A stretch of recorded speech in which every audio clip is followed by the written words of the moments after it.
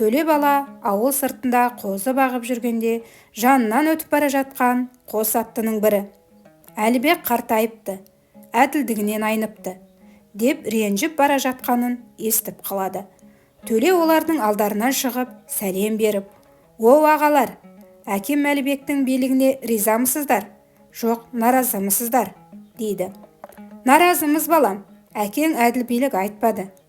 Ендеше қайтыңыздар». Екі жақ Әлібектің алдына қайта келгенде бала Төле: «Ата, билікке екі жақ бірдей риза болу керек. Әйтпесе ол әділ билікке жатпайды. Жеңілген де, жеңген де шындықты мойындау керек», дейді.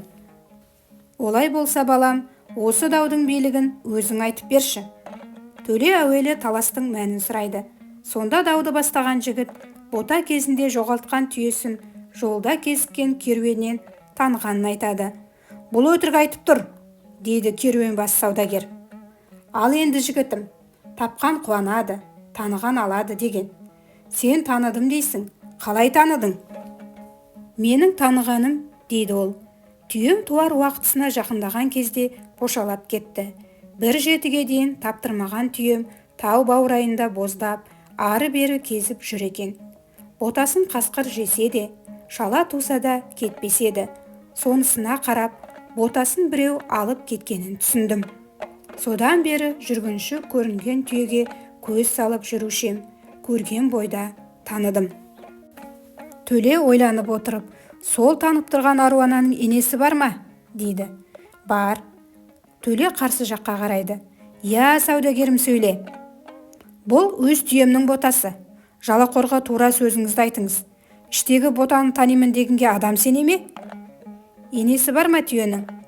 «Туған енесі бар». «Онда екеуің де енелерін алып келіңдер». Дауласқан екеу бесті атандарының енесін алдырады.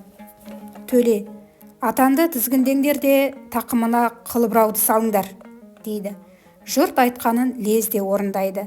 Бесті атаның тақымына қыл шылбырды салып, шыңғырта бұрағанда таныған жігіттің түйесі көзіне жас парлап, мұрындығын жұла-жұла бақырып, жатқан атаның үстіне түсе қалады. Ал саудагердің түйесі орнынан қозғалмай, жаймен күйсеп тұра береді. «Ау халайық, көріп тұрсыздар, мына жануар шын анасы екен, не дейсіздер?» «Рас, аруана ботасын танып тұр. Төлежанның бұл әділдігіне ризамыз», деседі жұрт. Төле саудагерге қарап: «Саудагерім, мынау хайуан да болса әділетін халықтың алдында көрсетті. Атаның кімдік екеніне халықтың көзі жетті. Сен енді құтыла алмайтын болдың. Кінәні мойынға алған жеңіл. Мына халықтың алдына шығып шындығыңды айт». «О халайық, осыдан 5 жыл бұрын жайлаудан қалаға қайтып келе жатып, жапан түзде бір төбенің баурайында боталаған түйенің үстінен түстім. Ботасы аяқтан алмай, жығылып тұрып жатыр екен. Түйені алсам сіңіре алмаймын.